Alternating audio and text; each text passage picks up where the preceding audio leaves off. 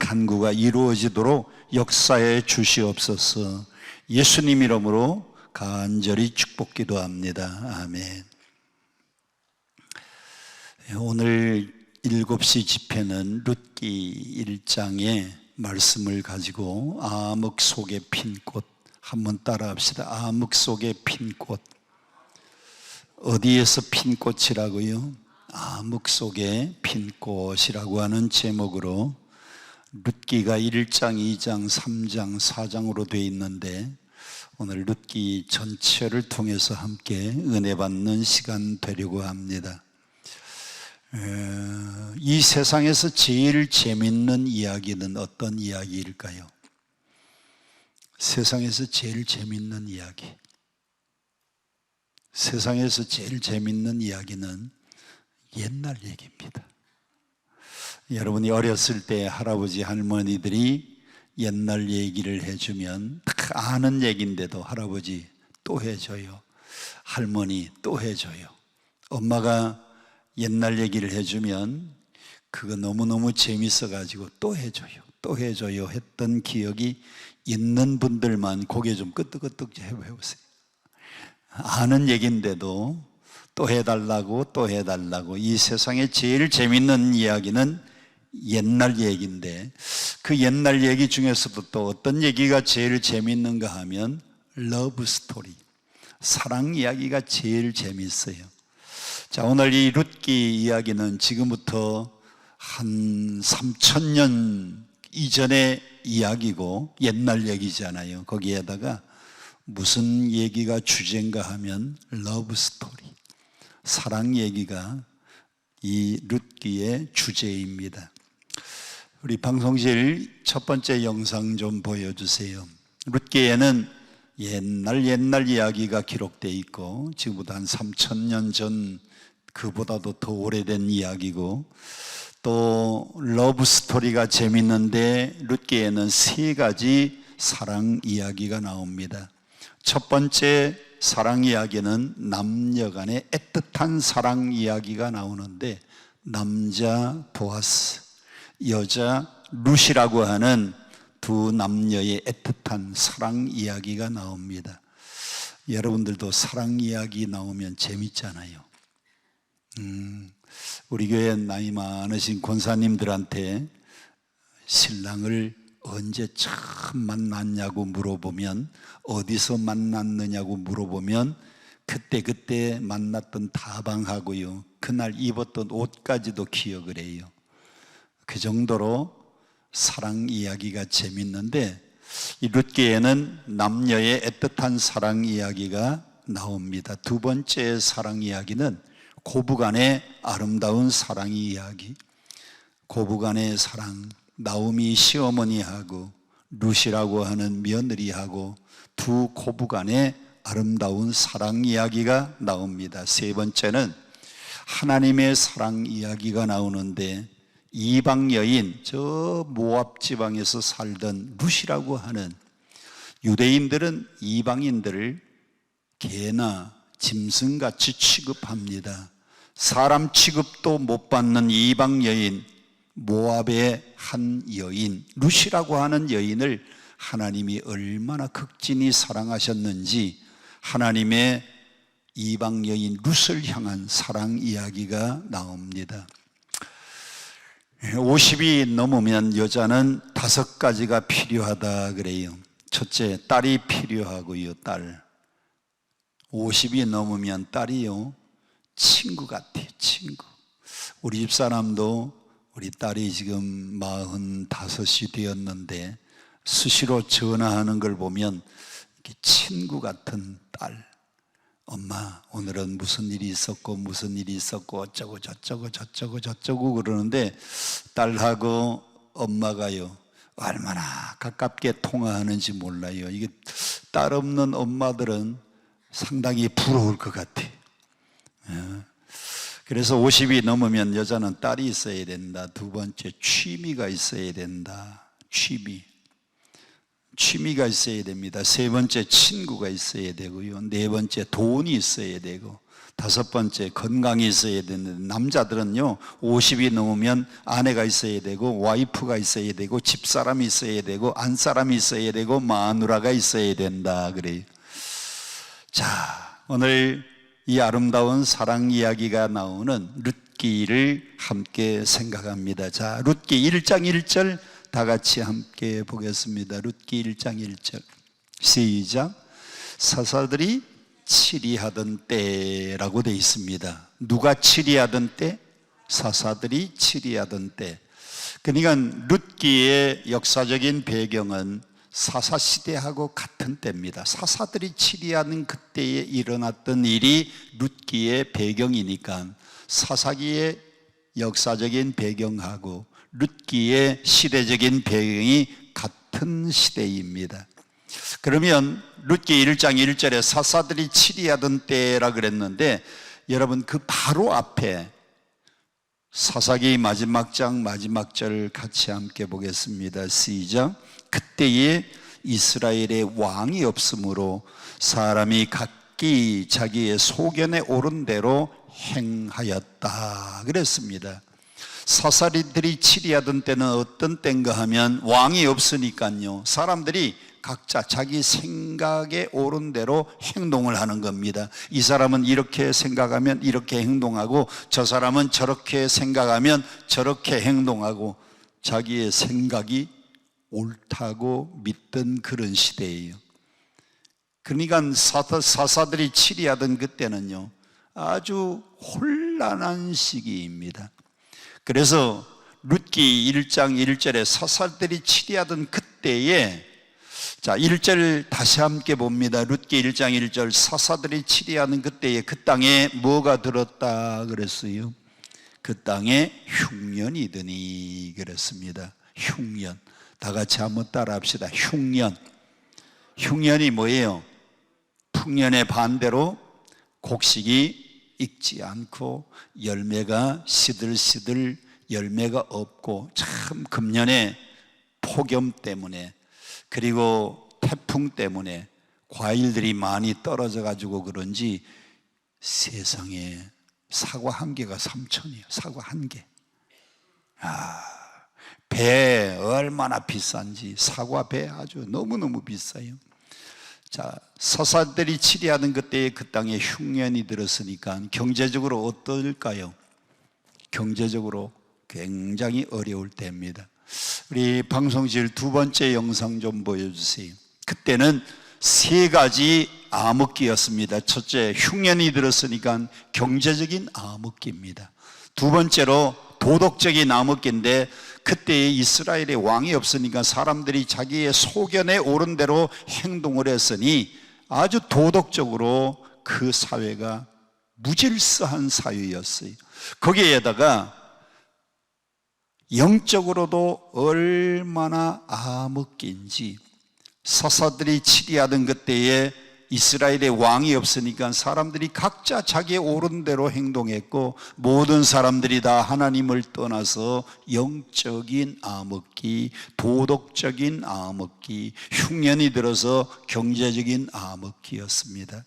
캄캄한 암흑기였는데, 룻기를 읽어보면 그 캄캄한 암흑기에 한 그루의 아름다운 꽃이 활짝 피어났는데, 캄캄한 흑암 속에서 룻이라고 하는 아름다운 꽃이 핀 이야기가 룻기의 주제입니다.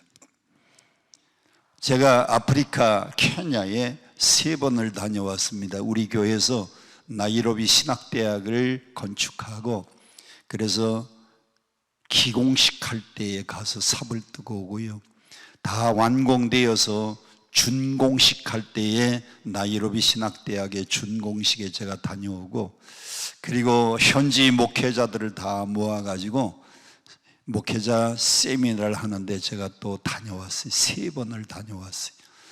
케냐에 한 3번 다녀오니까요 너무너무 멀어가지고 비행기를 갈아타는 시간, 중간에 기다리는 시간까지 32시간 걸려가지고 케냐에 가야 됩니다. 케냐의 수도가 어디예요? 나이로비예요. 나이로비에 도착해서 32시간 가가지고 저녁에 잠을 자려고 호텔에 들어갔는데 시차 때문에 잠이 오지 않아. 잠이 오지 않아서 제가 밑에 호텔 바깥에 정원에, 캄캄한 밤중에 정원에 나갔더니 그 캄캄한 한밤중에 하얀 꽃하고 노란 꽃이 활짝 피어 있는 겁니다. 그래서 제가 호텔에서 일하는 지배인을 불러가지고 물어봤어요. 이 꽃이 무슨 꽃이냐고. 제가 그 정도 영어는 하거든요. What is this flower? What is this flower? 이 꽃의 이름이 뭐냐고 물었더니 This flower is hyacinth라고 이야기합니다. 히야신스 꽃이래요. 그런데 이야기를 들어보니까 우리나라의 나팔꽃은 아침에 해가 뜰 때에 활짝 피었다가 저녁이면은 오므렸다가 다시 해가 필 때에 활짝 피었다가 저녁이면 약간 오므렸다가 그러다가 한 2, 3일, 한 일주일쯤 지나면 나팔꽃이 지는데 이 히야신스라고 하는 꽃은 언제 피어나느냐? 캄캄한 한밤중에 활짝 피어났다가 낮에 태양이 비치면 오므려들었다가 다시 캄캄한 한밤중이 되면 활짝 피어나는 꽃이 히야신스 꽃이랍니다. 여러분들이 집에 가시면 인터넷으로 아니면 휴대폰에 이렇게 네이버 검사로 히야신스 꽃에 대해서 나중에 한번 찾아보시고 어떻게 생겼는가 모양을 확인하시면 좋겠습니다. 이 히야신스 꽃은 캄캄한 밤중에 더 활짝 피는 꽃이에요. 자, 경제적으로 암흑기, 도덕적으로 암흑기, 영적으로 암흑기, 캄캄한 흑암기에 오늘 히야신스 꽃같이 아름다운 꽃 한 송이가 피었는데 그 꽃이 루시라고 하는 아름다운 꽃입니다. 자, 오늘 1장 1절에 보면 다시 함께 다 같이 함께 봉독합니다. 사사들이 치리하던 때에 그 땅에 흉년이 드니라 유다 베들레헴의 한 사람이 그의 아내와 두 아들을 데리고 모압 지방에 가서 거류를 하였다 그랬어요. 이들이 살던 곳이 어디냐? 베들레헴. 그런데 그들이 어디로 이민을 갔느냐? 모압이라고 하는 곳으로 이민을 갔어요. 왜? 경제적으로 흉년이 들어서 먹을 것이 없으니까. 고개 들고 저를 보세요. 여러분, 아무리 경제적으로 어려워도 여러분들은 뭐 흉년 때문에 남의 나라에 이민 갈 일은 없지만은 사업하다가 사업이 부도나고 경제적으로 참 힘들고 어려운 오늘 이 가운데도 경제적인 암흑기를 만나서 건강의 암흑기를 만나서 가정의 힘든 문제를 만나서 가정의 암흑기를 만난 사람들 아무리 힘들고 어려운 암흑기 속이라도 베들레헴을 떠나서 모압으로 가면 안 돼요. 베들레헴은 무슨 뜻이냐? 떡집이라는 뜻이. 여러분 베들레헴에 떡이 있는 겁니다. 떡이 어디 있느냐? 예수님 말씀하기를 나는 하늘에서 내려온 산떡이니 이 떡을 먹는 자마다 죽지 아니하고 영생하리라. 할렐루야. 여러분 아무리 힘들고 어려워도 여러분은 영생의 떡 되시는 예수님이 계신 교회 신앙의 자리를 떠나지 말아야 돼요. 이 사람은 베들레헴 떡집을 떠나가지고 모압 땅 흉년에서 먹을 걸 찾아가지고 모압으로 오늘날로 말하면 이민 간 겁니다. 모압 지방은 하나님을 모르는 땅이 이방 땅입니다. 거기는 그모스 신을 섬기는 우상을 섬기는 나라가 모압이라고 하는 곳입니다. 그래서 이 가정에 문제가 찾아오기 시작하는 겁니다. 여러분들은 아무리 힘들어도 부도가 났어도 여러분 가정에 빚이 있어도 여러분 가정에 직장이 없어졌어도 아무리 힘들고 어려워도 신앙 안에서 떠나지 마시기를 축복합니다. 신앙을 떠나면 그때부터 어려움이 찾아오는 거예요. 이 가정에 어떤 어려움이 왔느냐? 3절 함께 보겠습니다. 3절 2절에 보면 그 남자의 이름은 엘리멜렉이고 그 아내의 이름은 나옴이고 두 아들의 이름이 나오는데 말론과 기론이라 그랬는데 3절 다 같이 시작. 나오미의 남편 누가 죽었어요? 엘리멜렉이 죽었다. 흉년 때문에 남의 나라에 잘 살아보려고 두 아들 데리고 아내와 함께 남의 나라에 이민을 갔는데 그 가정에 기둥 같은 남편 엘리멜렉이 죽었다는 겁니다. 여러분, 그 가정에 문제가 왜 생겼습니까? 베들레헴을 떠나서 그래요. 신앙을 떠나서 그래요. 믿음을 떠나서 그래요. 여러분들은 믿음을 끝까지 지키시고 믿음의 자리를 이탈하지 마시기를 바랍니다. 그런데 이 세상에 세상을 보는 두 가지 시각이 있어요. 우리 방송실 그 다음 영상 좀 올려주세요. 자, 3절 남편 엘리멜렉이 죽고 거기까지만 있으면 저는 성경을 안 읽을 건데 성경의 그 다음 성경을 보세요. 엘리멜렉이 죽고 난 다음에 뭐라고 돼 있어요? 나오미와 그의 두 아들이 남았다. 한번 따라합시다. 남았다. 여러분들은 남편 엘리멜렉이 죽고 거기까지만 보면 안 됩니다. 죽은 것만 보지 말고 남편은 죽었지만은 남은 게 있다는 겁니다. 뭐가 남았어요? 아내가 남아있고 두 아들이 남았다는 겁니다. 자, 그런데 설상가상으로 5절 또 함께 보겠습니다. 영상 보고 5절 시작. 말론과 기론. 말론과 기론은 누구라 그랬어요? 그 집에 두 아들인데 두 아들이 다 죽고, 아니 아버지 죽은 것만 해도 비극인데 두 아들마저도 다 죽은 겁니다. 근데 성경은 남편이 죽었고 거기로 끝나지 않고 아내가 남았고 두 아들이 남았다고 했던 이 성경은 이번에는 뭐가 남았다고 했는가 보세요.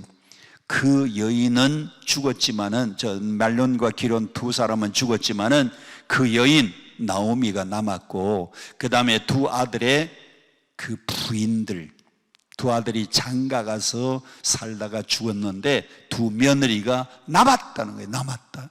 그래서 여러분, 세상을 보는 시각이 두 가지인데 없어진 것만 보지 말고 뭐를 보자? 남은 것을 보자. 남은 것. 여러분도 없어진 것만 보면 건강도 없어지고 사업에 부도 만나서 돈도 없어지고, 없어진 것만 보면요 부정적인 걸 보는 건데 남아있는 걸 보세요. 없어진 것 있지만 아직도 건강이 남았고, 없어진 것 많이 있지만 아직도 여러분에게 자신감이 남았고, 무엇보다도 신앙이 남아있으면 할렐루야입니다. 남은 걸 봐야 돼요. 여러분, 1867년 3월에 러시아가 알라스카 땅을 팔았어요. 어디에다가? 미국에다가.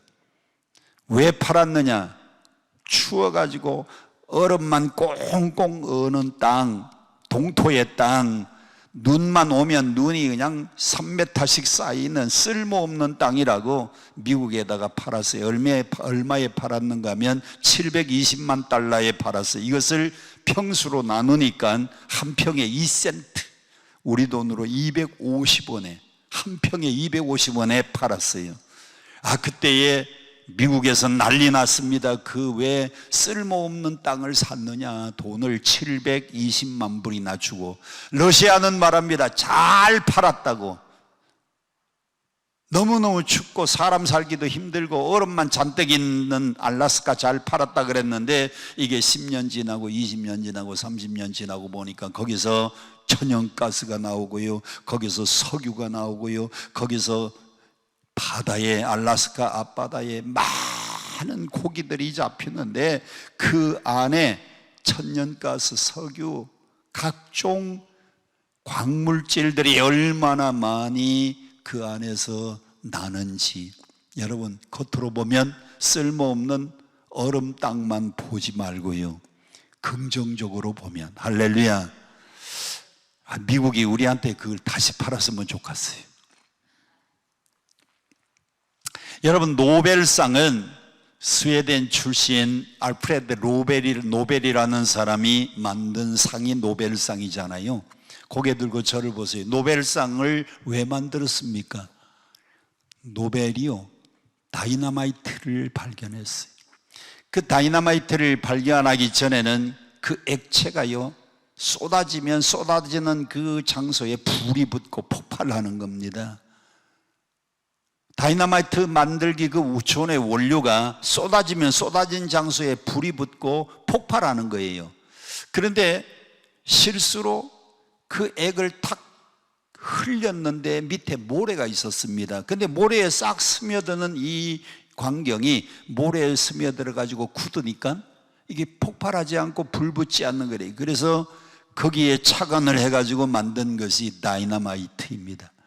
그 다이너마이트는 그걸 안전하게 보관하고 그거 가지고 이제 광산 폭발하고 탄광 폭발해 가지고 광 캘 때에 좋은 곳에 쓰라고 했는데 사람들이 머리를 아주 나쁜 곳으로 불려 가지고 그래서 그걸 가지고 폭탄 만들고 그거 가지고 화학 무기를 만들어서 수많은 사람들을 죽이는 겁니다. 그걸 보고 노벨이 좋은 데 쓰라고 만들었는데 전쟁에 쓰는 무기로 사용되는 것을 보고 가슴이 아파가지고 자기의 전 재산을 다 내놓고 만든 상이 노벨상이. 근데 1952년에 두 사람이 노벨상을 받았는데 까뮤라는 사람은 문학상을 받았고, 까뮤는 뭘 가지고 문학상을 받았는가 하면 패스트, 이방인 이런 책을 써서 노벨 문학상을 받았고, 그 다음에 슈바이처는 노벨 평화상을 받은 겁니다. 노벨상을 받으면 그때에 얼마를 주었는가 하면 스웨덴 화폐로 800만 크로나, 우리 돈으로 환산을 하면 13억 노벨상 상급을 받았어요. 까면은 그걸 가지고 뭘 샀느냐? 자동차 사고요, 그리고 파리 외곽의 별장을 샀어요. 자동차를 사가지고 파리 외곽에 별장을 샀습니다. 까뮤는. 그래서 주말이면은 자동차를 몰고 파리 외곽에 있는 별장을 다녀오는데 자동차 타고 가다가 교통사고 나서 죽은 사람이 까뮤입니다. 그런데 노벨상 평화상을 받은 슈바이처 박사는 노벨상 상급이 나오니까 그 돈 가지고요, 저 아프리카에 랑바레베 병원을 지어가지고 가난한 흑인들을 위해서 무료로 치료해주고 진료해주는 병원을 세웠는데, 여러분, 까뮤는 죽고 자동차는 다 불타고 그리고 별장은 남의 이름으로 이전이 되었지만은요, 저 아프리카의 랑바레베 병원은요, 지금까지도 그 병원이 잘 운영되고 있어요. 그러니까 여러분들은요, 좀 안 보이는 세계를 바라볼 수 있기를 축원합니다. 알라스카를 보고요, 그 땅에 묻혀있는 이런 천연 자원을 좀 볼 수 있어야 되고요, 엘레멜렉이 죽은 것만 보지 말고 두 아들이 남은 걸 보고, 말론과 기론 두 아들도 죽었지만은 그 시어머니 나오미하고 두 아들의 부인 되는 루시라고 하는 여인과 오르바라고 하는 여인들이 또 남았다는 거예요. 성경은요, 남은 걸 또 우리에게 얘기합니다. 다 같이 한번 따라합시다. 없어진 거 보지 말고 남은 거 보고 감사하자. 할렐루야. 사르트르는 이렇게 말했습니다. 우리 인생은 뭐냐? 인생은 B와 D 사이에 C가 우리 인생이다 그랬어요. 인생이 뭐라고요? B와 D 사이에 C가 우리 인생이라 그랬어요. 방송실 그 다음 영상 좀 보여주세요.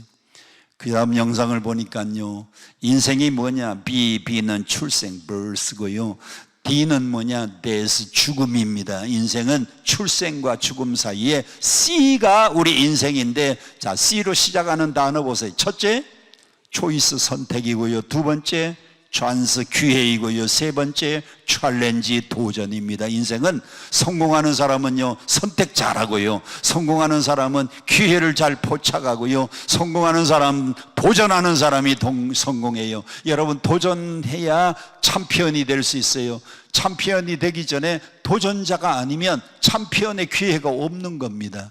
방송실 이제 내려주시고요. 자, 사람은요, 무슨 일이든지 챔피언 되기 전에는 도전자가 돼요. 도전. 여러분은 무슨 일이든지 도전하는 사람이 되세요. 그리고 기회가 올 때 딱 잡아야 됩니다. 기회는 앞에서 올 때 딱 잡으면 사자머리인데, 지나간 다음에 기회를 잡으려고 하면 쥐꼬리예요. 쥐꼬리 잡기가 어려워, 힘들어요. 거의 불가능해요. 기회는 앞에서 올 때 사자머리는요, 여기 털이 많아가지고 앞에서 올 때 잡아야 돼요. 그래서 사람은 기회가 올 때 잘 잡아야 되고, 사람은 도전자가 돼야 되고, 거기에 제일 중요한 건 선택입니다. 선택.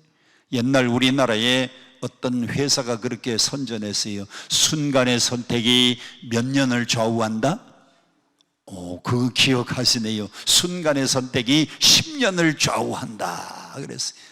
우리 집도 최근에 냉장고를 하나 바꿨어요. 냉장고는 또 삼성보다도 LG가 좋다 그래가지고 LG 바꾸었더니요, 디오스 냉장고가 왔는데 옛날 쓰던 것보다요 앞에 폭이 훨씬 넓어가지고 아주 운동장이 됐더라고요. 순간의 선택이 이게 10년을 쓰는 거예요. 10년을. 자, 그런데 오늘 주인공 되는 룻이라고 하는 사람이 선택을 잘 했기 때문에 캄캄한 흑암 속에 아름답게 핀 히아신스 꽃이 된 겁니다. 룻은 세 가지를 보고 훌륭한 선택을 했어요. 자, 방송실 그 다음 영상 좀 보여주세요. 룻은 세 가지를 기준해서 선택했는데 노란 글씨만 보세요. 첫 번째, 무슨 선택? 효성적인 선택을 했다. 두 번째는 무슨 선택?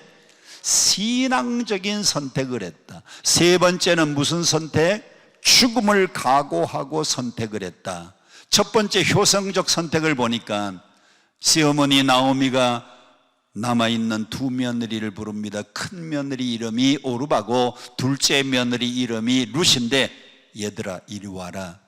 나도 남편이 죽었고 너희들도 남편이 죽었으니 각각 친정으로 돌아가라 그랬더니요, 아이 오르바가 어머니 그러면 안 되는데 말씀하시니 친정으로 가겠나이다. 큰 며느리는 친정으로 돌아갔어요.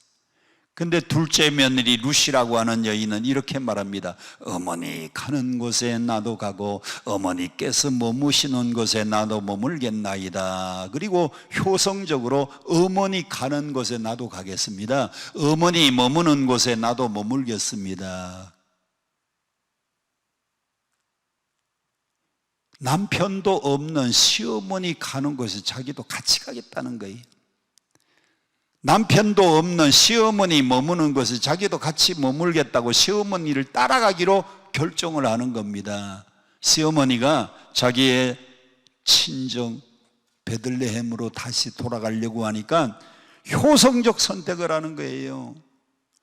요즘 우리나라의 제일 문제가 고부간의 갈등 아닙니까? 고부간의 갈등. 그래서 시어머니가 싫었어요. 시자만 들어가면 시누이가 싫고, 시자가 들어가면 시어머니가 싫고, 시댁 식구도 싫어가지고요, 그래서 시루떡도 안 먹고, 그래서 시청 앞에도 안 가고, 그래서 시자만 붙으면 전부 안 읽어요. 그래서 시편도 안 읽는데, 시편도.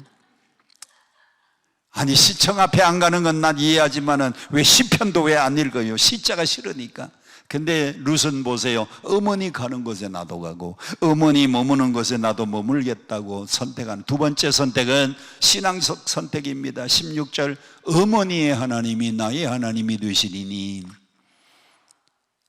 유대인들은 야훼 하나님을 섬깁니다. 그런데 룻은 모압 사람인데 모압 사람들은 그모스 신을 섬겨요. 시집 오기 전에 친정에서 그모스 신을 섬겼는데 시집 와서 보니까 시아버지 엘리멜렉, 그리고 시어머니 나오미, 그리고 자기 남편도 다 야훼 하나님을 섬기니까요, 이 여자가 시집 와서 신앙을 바꾼 겁니다. 어머니의 하나님을 나의 하나님으로. 여러분, 결혼하기 전에 안 믿었는데 결혼하고 보니까 시댁 식구들이 다 교회 다니고 남편도 교회 다녀서 결혼하고부터 교회 나온 사람 한 손 들어봐요. 교회 결혼하고부터 교회 나온 사람 여기 한 사람도 없네요. 그 사람 진짜 복받은 사람입니다. 진짜 복받은 사람이에요. 결혼하고 보니까 시댁 식구들이 다 잘 믿어. 그래서 같이 신앙생활한. 룻은 자기의 신앙을 버리고 어머니의 하나님을 자기 하나님으로 신앙적으로 선택을 하고 어머니를 따라가겠다고 결정해서 세 번째, 어머니 죽는 곳에서 나도 죽어서 거기서 묻힐 것입니다. 죽음을 각오하고 시어머니를 따라서 가기로 결정을 합니다. 그래서 큰 며느리 나오미는 친정으로 돌아가고 시어머니 나오미하고 큰 며느리 오르바, 시어머니 나오미하고 둘째 며느리 룻 두 사람이 이제 어디로 돌아가느냐?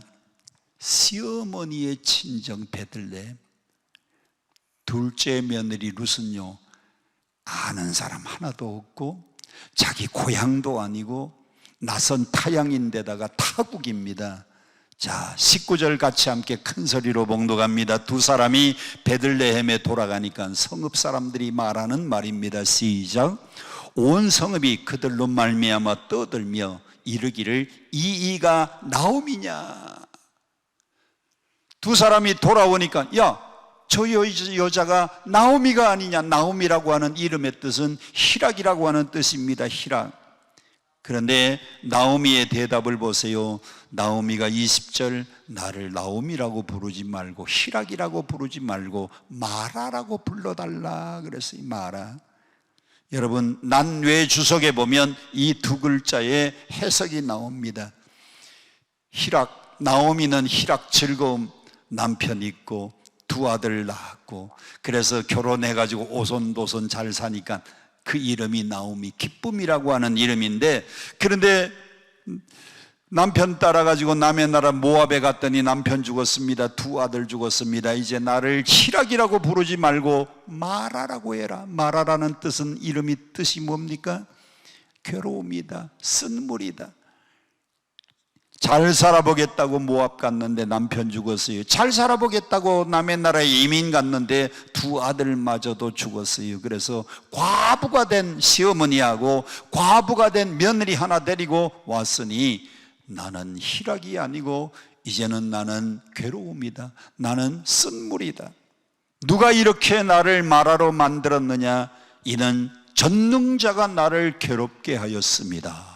이게 모든 게 다 누가 하신 일이다고요? 하나님이 하신 일이다. 그래서 여러분의 모든 인생의 생사화복을 누가 주관하고 계신가 하면 하나님이 지금 다 그렇게 인도하고 계세요.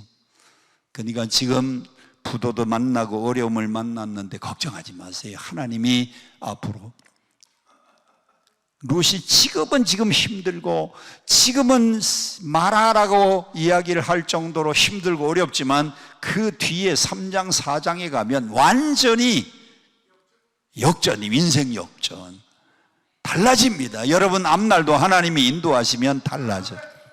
자, 그러면 1장은 여기서 끝내고 2장으로 돌아갑니다. 2장. 우리 방송실 그 다음 영상 좀 올려주세요. 자, 1절 나같이 함께 봉독합니다. 시작. 나오미의 남편 엘리멜렉의 친족으로 유력한 자가 있으니 그 이름은 보아스라. 유력한 자. 여기 유력한 자가 뭐냐?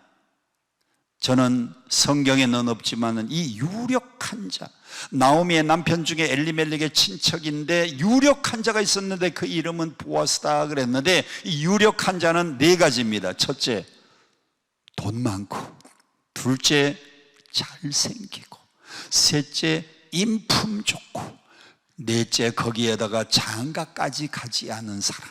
한번 따라합시다. 돈 많고, 크게 따라하세요. 돈 많고, 인품 좋고, 잘생기고, 장가도 안 간 이런 사람이 있었는데 그가 유력한 자예요. 유력한 자. 성경에는 유력한 자 그랬는데 유력한 자가 부호라고만 나와 있는데 부호, 돈만 많다 그랬는데 저는 그게 마음에 안 들어서 제가 난외 주석을 다시 썼습니다. 어떻게? 돈 많고 잘생기고 인품 좋고 거기에다가 장가까지 가지 않은 유력한 자가 있었는데 그 이름은 보아스다 그랬어요. 근데 하나님이 이 보아스 유력한 자하고 누가 만날 수 있도록 인도하셨느냐? 하나님이요, 룻이라고 하는 이 여인하고 보아스하고 만나도록 하나님이 만나도록 하셨어요. 아까 누가 배우자를 위해서 기도하는데 이런 만남이 있을 것 같아요. 유력한 자, 돈 많고 잘생기고 인품 좋은 데다가 장가까지 가지 않은 유력한 자를 하나님이 만나게 하시는데, 오늘 이 2장에서 제일 중요한 것이요, 저 빨간 글씨입니다. 3절에 나오는 단어 하나 우연히, 4절에 나오는 단어 하나 마침이라고 하는 단어인데 3절을 읽어보세요. 방송실 이제 내려주시고요, 3절 다 같이 함께 봉독합니다. 시작. 룻이 가서 베는 자를 따라 밭에서 뭘 주우러 갔어요? 이삭 주스러. 아니, 시어머니를 따라서 시어머니 친정 베들레헴에 왔더니 역시 먹을 게 하나도 없는 겁니다. 그래서 시어머니하고 자기하고 먹고 살려고 밭에 이삭 주스러 나갔는데, 그날 어떻게 보아스의 밭에 이삭을 주스러 갔느냐? 우연히 사람들 따라가지고 이삭 주스러 갔는데, 성경은 우연이라고 했는데 그게 우연이 아니에요. 룻은 신앙이 없으니까 우연히 간 것 같아요. 그런데 4절의 첫 시작이 뭐라고 했느냐? 마침 그 땅이 누구의 땅이에요?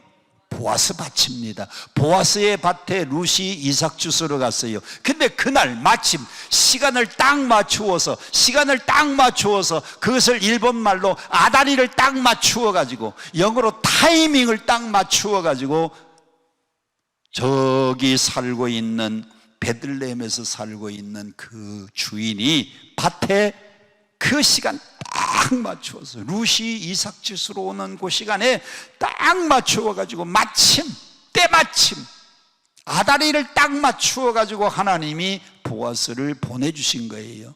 그래서 우리 예수 믿는 사람들에게는 뭐가 없다? 우연이 없어요. 우연이. 여러분에게는 뭐 우연히 내가 이런 실패를 했나? 우연히 내가 지금 이런 일을 만났나? 우연히 이 사건이 우연이 없어요.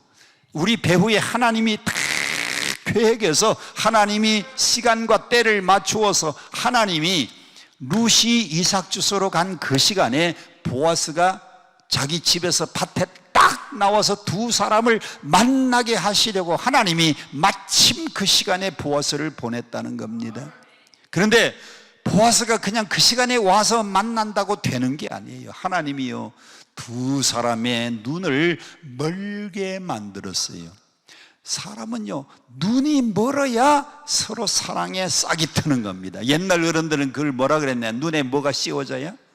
눈에 콩깍지가 씌워져야, 그래야 두 사람이 만나서 사랑을 하는 거예요. 5절 같이 함께 봅니다. 5절 시작. 보아스가 베는 자들을 거느린 사환에게 이르되 이는 누구의 소녀냐?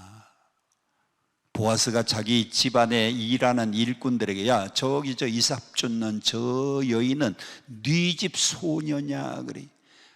아니, 눈에 콩깍지가 씌워도 그렇게 씌울 수가 있습니까? 제가 다시 읽겠습니다.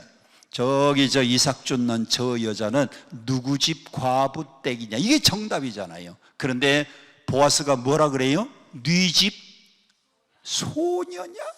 아니, 그게 처녀같이 보여요? 그게 소녀같이 보이는 겁니까? 누가 그렇게 보이도록 만들었어요?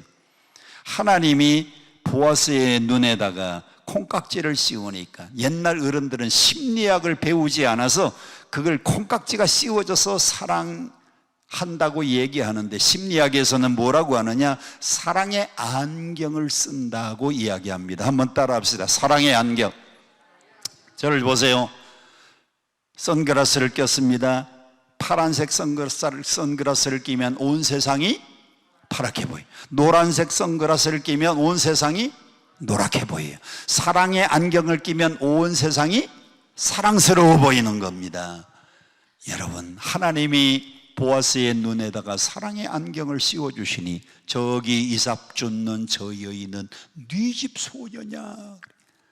그러면 대답하는 사환이, 일꾼이 말해야 됩니다.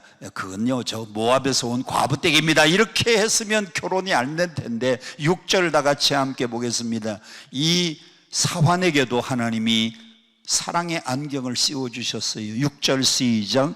베는 자를 거느린 사환이 대답하여 이르되 이는 나오미와 함께 모압 지방에서 돌아온 모압 과부댁입니다. 그래야 되는데 뭐라고 돼 있어요?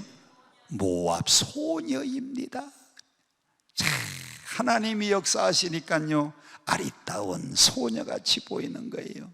하나님이 역사하시니까 저기 저 여인은 네 집 소녀냐 그렇게 묻는 겁니다. 이게 하나님이 누구에게 은혜를 베풀어 주셔서 그런가 하면 하나님이 룻에게 은혜를 베풀어 주시니까요 돈 많고 인품 좋고 잘생기고 장가까지 가지 않은 이 보아스가요 아주 아름다운 소녀로 보여가지고 저 네 집 소녀지? 예, 그 나오미와 함께 온 저 모압의 소녀입니다. 하나님이 그에게 은혜를 베풀어 주셔서 그래요. 그래서 우리가 정말 우리가 하나님 앞에 간구해야 되는 것은 하나님의 은혜. 여러분들도 하나님의 은혜가 임하면 이런 놀라운 역사가 일어날 줄로 믿습니다.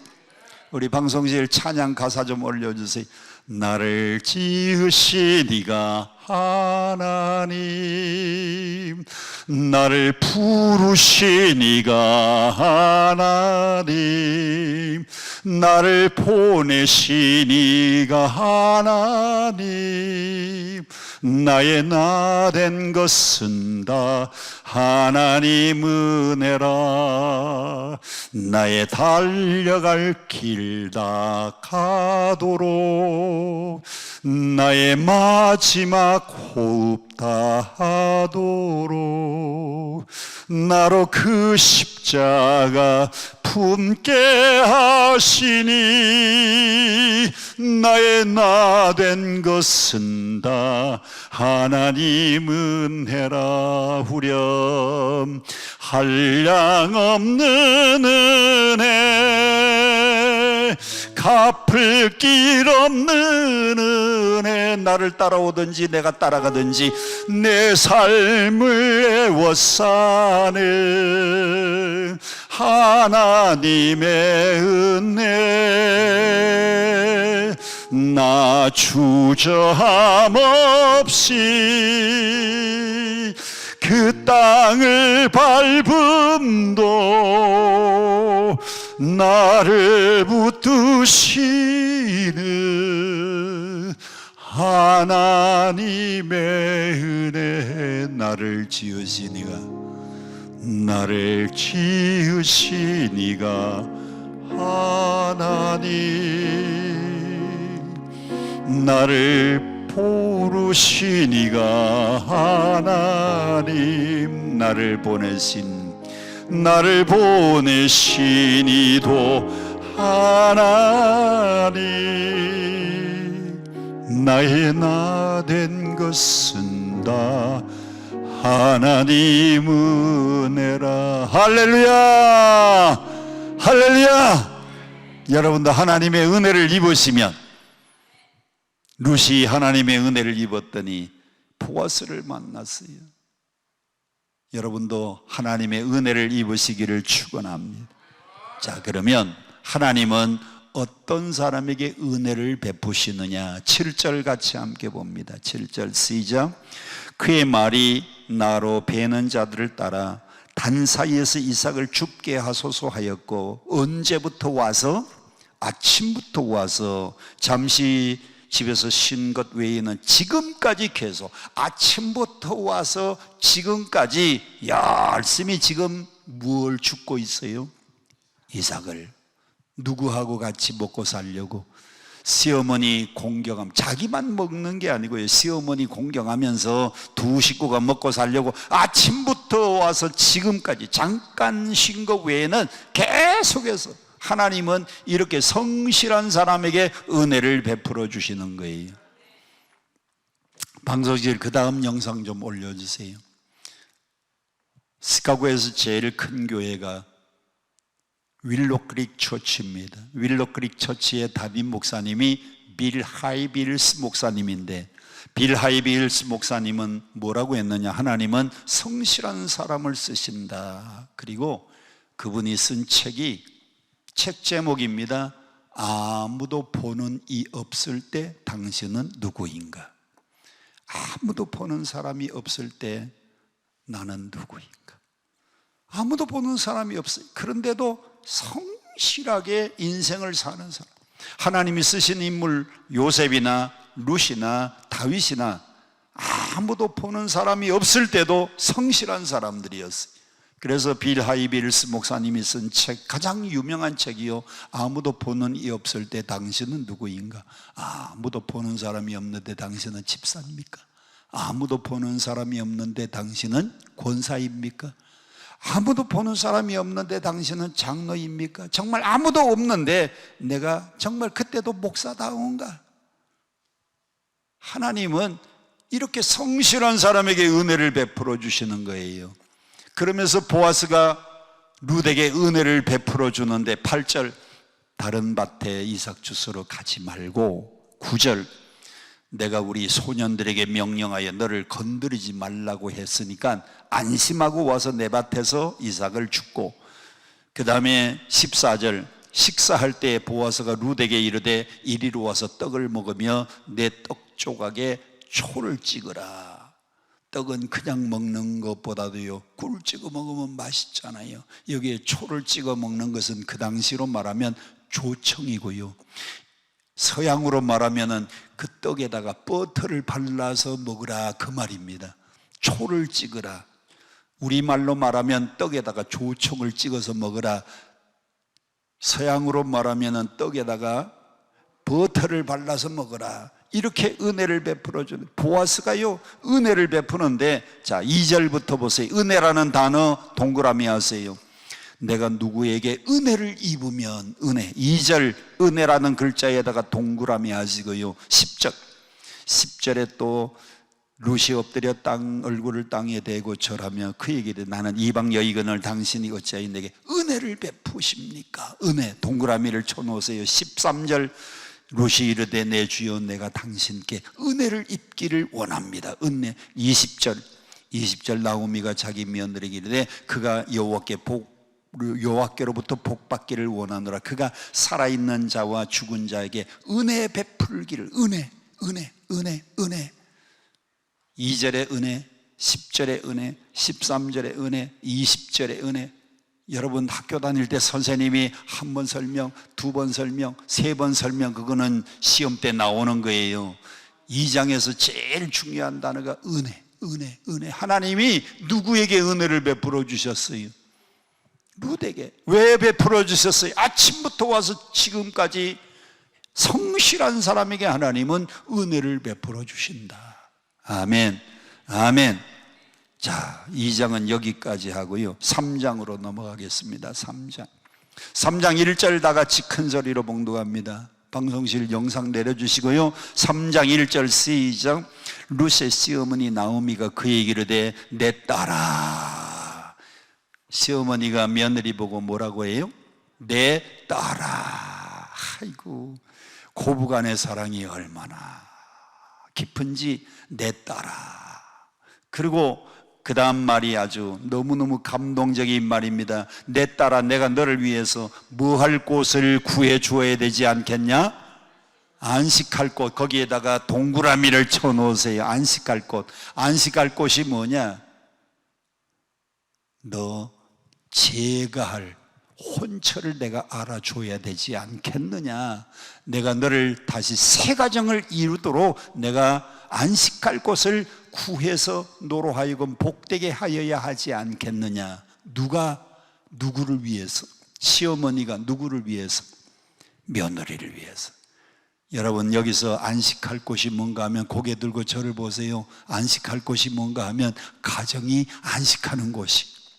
우리 여자분들 잘 들으세요. 가정은 뭐 하는 곳? 안식하는 곳입니다.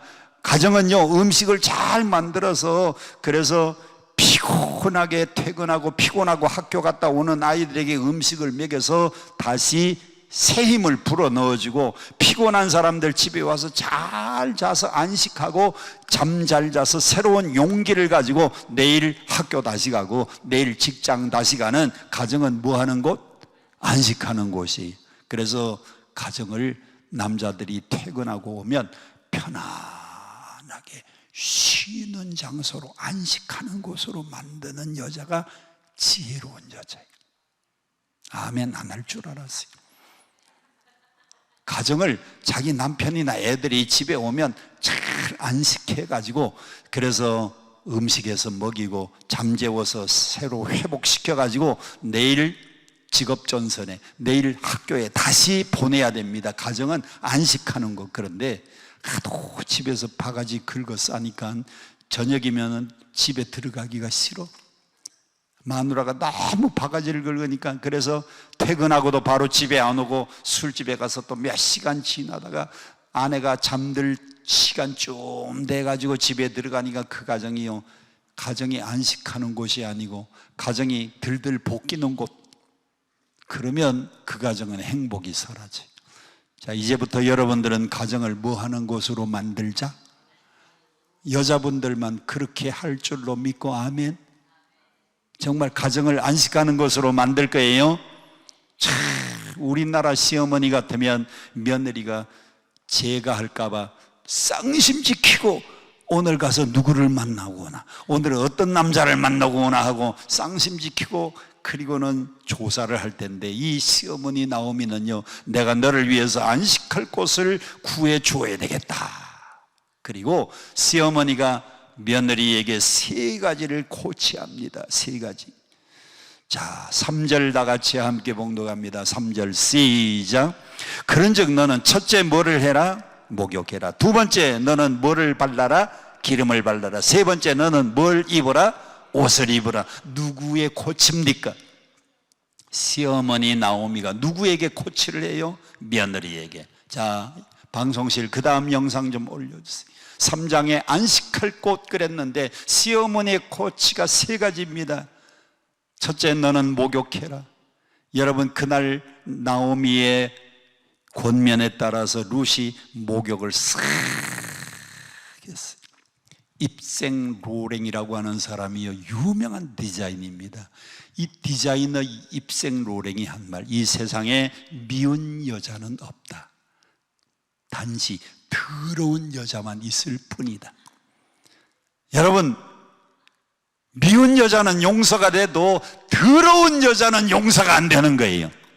그날 저녁에 나오미가 목욕을 싹 하고 갔습니다. 목욕을 싹 하고 난 다음에 2번째 너는 뭘 발라라? 기름을 발라라. 싹 머리에는 창포 기름을 발라서 반들반들하게, 얼굴에는 그때는 무슨 화장품, 아무래 화장품이나 태평양 대서양 있는가 인도양 있는가 모르겠어요.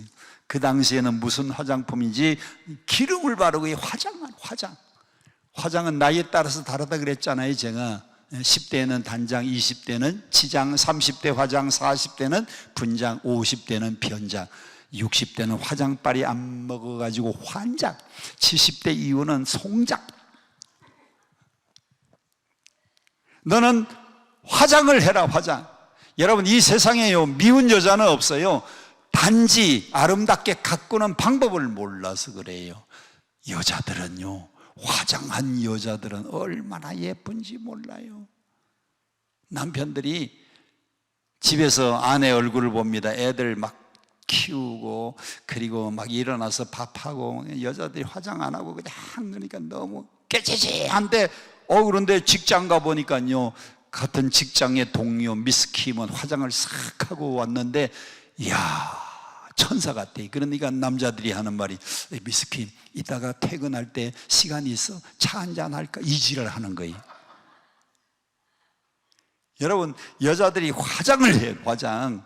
그러니까 남편들이 아침에 일어나서 출근하기 전까지 얼른 화장하고요, 그 다음에 낮에 혼자 있을 때는 아무렇게나 있어도 괜찮아요. 그리고 난 다음에 저녁에 퇴근할 때쯤 화장을 싹 다시 하는 거예요. 그러면 항상 봐도 아내가 예쁘잖아요.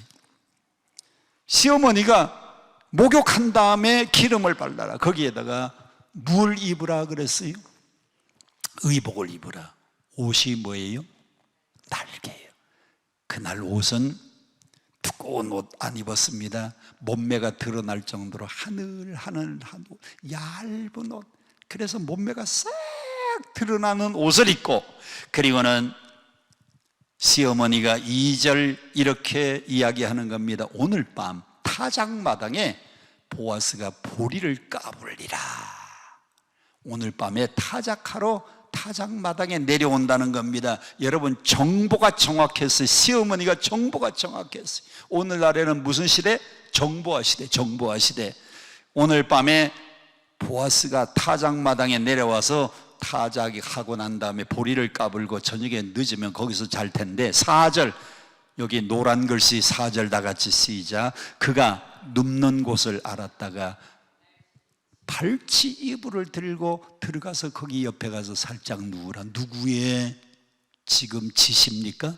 시어머니가, 아니 남의 남자가 잠자는데 발치 이불을 들고 들어가서 누우래요. 제가 이 글을 읽고요, 이거는 노란 글씨가 아니고 빨간 글씨 19금이다. 그래서 대한성서공회에다가 이 부분은 빨간 글씨로 써가지고 19라고 좀 인쇄 좀 해달라 그랬는데 아직도 안 하고 있어요. 이 미성년자들이 읽으면 이거 안 되는 아니 남자가 타작에서 타작마당에서 타작 끝난 다음에 이불 들고 덮고 자면은 발치 이불 살그머니 들고 옆에 가서 누우라고 하는데, 이게 미성년자들이 이거 읽으면 안 되잖아요. 성경이 얼마나 야한지 몰라요.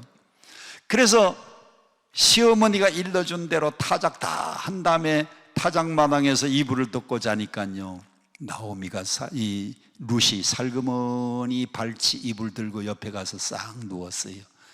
자, 이제 빨리 내려주세요. 저 이제 렘 수면만 기억하시고 내려주세요.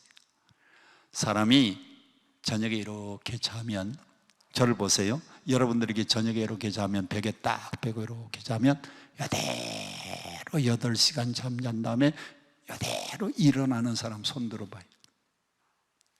그러면 이렇게 잠자다가 뒤척, 또 잠자다가 뒤척, 이리로 또 뒤척거리면서 주무시는 분 손 들어봐.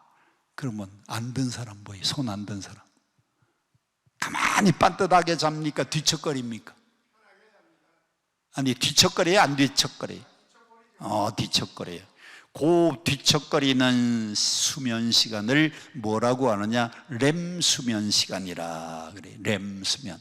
아까 여기 나와 있는 영어 리피트의 R하고 I, 눈, I, 무브먼트. 그래서 첫 글자를 따면은 렘인데, 사람이 몇 번 정도 뒤척거리는가, 하룻밤 잠자면서 한 7번이나 8번 정도 뒤척거리는데, 하루 종일 본 것, 하루 종일 들은 것 중에서 중요한 것은 기억을 하고 뇌 속에다가 중요하지 않은 건 잊어버리고 정리하는 시간이 뒤척거리는 시간. 보아스가 잠을 잡니다. 옆에 발치 이불 들고 웬 여자가 다 뭘 하고, 목욕하고, 뭘 바르고? 기름 바르고, 거기에다가 얇은 옷을 입은 여자가 발치 이불 들고 여기 와서 잤는데, 이렇게 잘 자다가 뒤척거렸어요. 아무 일 없었어요.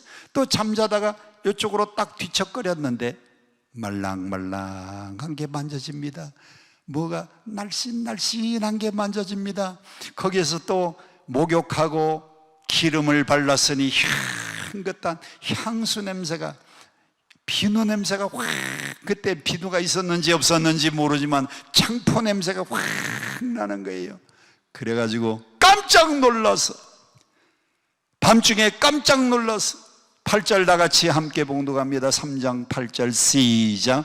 보아스가 먹고 마시고 마음이 즐거워 가서 곡식단 더미의 끝에 눕는지라 룻이 가만히, 7절입니다, 가서 그의 발치 이불을 들고 누웠더니, 8절 시작. 밤중에 그가 놀라 몸을 돌이켜본 즉 한 여인이 자기 발치에 누워있는지라. 9절 이르되 내가 누구냐 소리 지릅니다. 내가 누구냐 하고 소리를 질렀더니 나는 당신의 여종 루시오니 당신의 옷자락을 펴 당신의 여종을 덮으소서. 당신의 여종을 덮으소서. 두 가지입니다. 고개 들고 열을 보세요. 저기 보세요. 옛날 유대인의 율법으로 여인이 간음을 하다가 현장에서 들키면 돌로 때려 죽입니다. 그런데 내가 누구냐? 여봐라, 여기 웬 여자가 이 옆에도 왔는데 이 여자가 누군지 좀 알아봐라 소리를 질렀으면 그 여인은 돌에 맞아 죽는 순간이. 그런데 나는 당신의 여종 루시온이 당신의 옷자락을 펴서, 저를 보세요, 저를 보세요, 당신의 옷자락을 펴서 나를 덮어달라, 당신의 여종을 덮어달라 그랬어요. 그날 보아스가 덮었을까요? 까발렸을까요? 그날 덮었어요. 사랑이 뭐냐고 물으신다면 사랑은 흉혐오를 까발리고 들추는 게 아니고 사랑은 덮는 게 사랑입니다. 그래서 옛날에 결혼하는 처녀들에게는 12폭 치마를 해주었어요. 12폭 치마 한 폭 가지고는 시아버지 흉험을 가리고, 한 폭으로는 또 시어머니 흉험을 가리고, 또 한 폭 가지고는 시동생들 험을 다 가리고, 그래서 12폭 치마를 해주었는데 요즘은요, 시집가는 처녀들이 미니스커트에 입고 가요. 그러니까 지궁댕이도 겨우 가려. 그래서 친정 오면 시아버지 흉 다 보고, 시어머니 흉 다 보고, 남편 흉 보고, 시댁 식구들 흉. 여러분, 들추는 게 사랑이 아니고 사랑은요, 덮는 게 사랑이, 덮는 게. 우리 방송실 그 다음 영상 좀 올려줘 보세요. 다 같이 9절 시작. 이르되 내게 네가 누구냐 하니 나는 당신의 여종 루시온이 당신의 옷자락을 펴 당신의 여종을 덮으소서. 사랑은 덮어주는 겁니다. 그래서 사랑은 ABC가 사랑입니다. A가 뭐냐? accept, 받아주고, B가 뭐냐? believe, 있는 그대로 믿어지고, C가 뭐냐? 돌봐주고 케어하는 게 사랑이에요. 그런데 문제는 그날 밤에 렘 수면 시간에 뒤척뒤척 하다가 완 여자를 하나 끌어안았는데 내가 누구냐 그랬더니요, 루신 겁니다. 그래서 보아스가 그 여자를 자기 옷자락으로 싹 덮어주었어요. 그래서 그날 썸씽이 일어난 거예요. 그날 밤 잠 자고 난 다음에 16절, 루시 시어머니에게 가서 그가 이르되 내 딸아 어떻게 되었느냐 그랬더니 룻이 그 사람이 자기의 행한 모든 일을 다 시어머니한테 다 얘기했다. 어머니, 좀 부끄러운데요, 제가 발치 이불 들고 거기 들어가서 누웠더니요, 새벽녘에 나를 콱 끌어안았잖아요. 그래서 덮어달라 그랬더니 옷자락으로 나를 덮어줬어요. 이게 부끄러운데도요, 나이 많은 시어머니는 젊은 사람들이 어떤 일이 있었는가 궁금해해요. 궁금해. 그러니까 여러분들은요, 특히 자기 친정 엄마 말고 시어머니도 어머니 별거 아니지만요, 이런 일이 있었고 저런 일이 있었고, 아범은 이런 일이 있었고 저런, 애들은 이런 일, 좀 자주 전화하고 좀 얘기 좀 해요. 나이 많은 사람들은 그게 궁금하다니까요. 궁금한데 왜 가만히 계세요? 얘기할 거야 안 할 거요? 그날 저녁에 있었던 얘기를 룻은 돌아와서 시어머니에게 다 얘기하는 겁니다. 시간이 없으니까 4장으로 넘어가서 1절 다 같이 함께 봉독합니다. 방송실 영상 내려주시고요. 1절, 4장 1절 시작. 보아스가 성문에 올라가서 거기 앉아 있더니 마침 보아스가 말하던 기업 물을 자, 거기다가 동그라미 하세요. 기업 물을 자. 방송실 마지막 영상 좀 올려주세요. 영상, 예. 기업 물을 자, 빨간 글씨 기업 물을 자가 뭐냐? 영어로 리데머입니다. 리데머. 리데머를 우리말로는 구속자, 그래, 구속자. 제가 두 가지 단어를요, 성경에서 이해를 못했어요. 성경에서 이해 못한 단어, 제가 초등학교 4학년 때 성경을 열심히 읽다가 보니까 두 가지 단어. 하나는 구속. 예수님이 우리를 구속하셨대. 구속. 내가 아는 구속은요, 죄 지은 사람이 이렇게 수갑차고 끌려가면 이게 구속. 근데 성경은요, 구속이라는 단어가 많아요. 그 다음에 제가 제일 좋아하는 게 나가서 짜장면 사 먹는데 성경은 외식하지 말라, 외식하지 말라, 외식하지 말라. 내가 외식 좋아하는데, 짜장면 사 먹는 거 좋아하는데. 근데 알고 보니까 이 구속은 수갑 차는 구속이 아니고 리데머. 리데머가 뭐냐? 도로 찾아주는 사람. 도로 찾아주는 사람.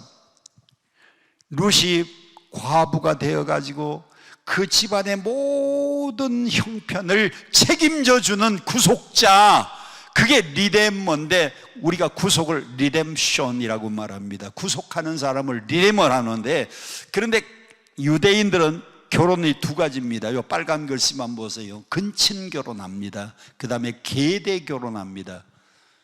예수님께 한 사람이 와서 묻습니다. 예수님, 어떤 사람이 한 여자하고 결혼했습니다. 죽었습니다. 동생이 그 여자한테 결혼했습니다. 동생도 죽었습니다. 셋째도 결혼했는데 죽었습니다. 넷째, 다섯째, 여섯째, 일곱째가 다 그렇게 한 여자하고 결혼했는데, 왜? 계대 결혼이니까. 그러면 천국에는 이 여자가 누구의 아내입니까? 예수님 말씀하기를 천국에서는 장가가고 시집가는 일이 없다, 걱정하지 말라 그랬어요.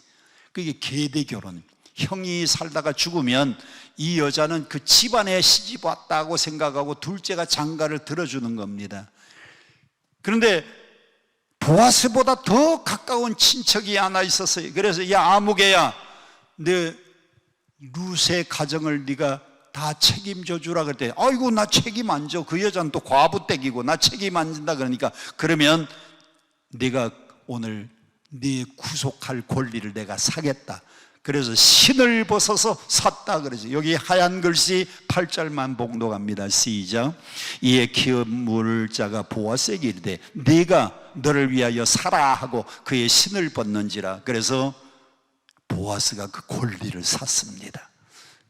그 다음 노란 글씨 다 같이 시작. 이에 보아스가 룻을 맞이하여 아내로 삼고 그에게 들어갔더니 여호와께서 그에게 임신하게 하였으므로 그가 아들을 낳은지라. 자, 방송실 마지막 영상 좀 보여주세요. 예수 그리스도의 족보가 나옵니다. 18절.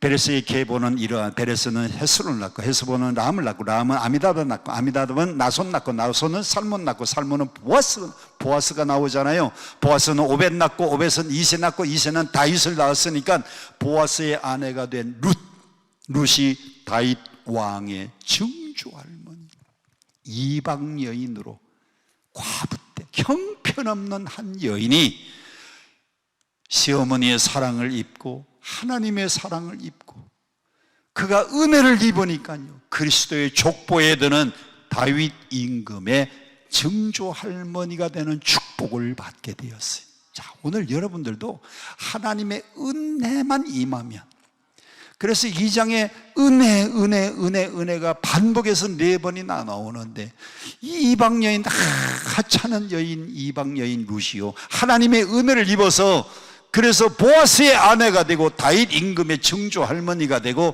예수 그리스도의 족보에 드는 위대한 인물이 되었으니, 오늘 여러분에게도 이런 놀라운 축복이 있기를 주님 이름으로 축원드립니다. 축원드립니다. 오늘 배우자를 위해서 기도하는 분 수지 맞았어요. 보아스 같은 사람 만날 것 같아. 아멘 하면 될 텐데 왜 아멘을 안 해? 이재경이 아멘. 부끄러워서 또 아멘도 안 하네. 아멘 해요. 괜찮아요. 하나님이 은혜를 베풀어 주십니다. 룻은요, 자기 시어머니한테도요, 그날 밤에 그 남자가 자기를 덮은, 성경이니까 이게 덮었다 그러죠. 제가 보니까 막 그냥 끌어난 것 같아. 이런 놀라운 축복이 여러분 가정에도 있기를 축원합니다. 축원합니다.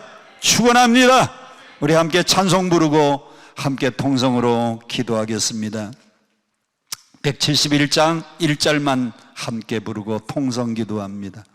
171장. 하나님의 독생자 예수 날 위하여 오시었네. 171장.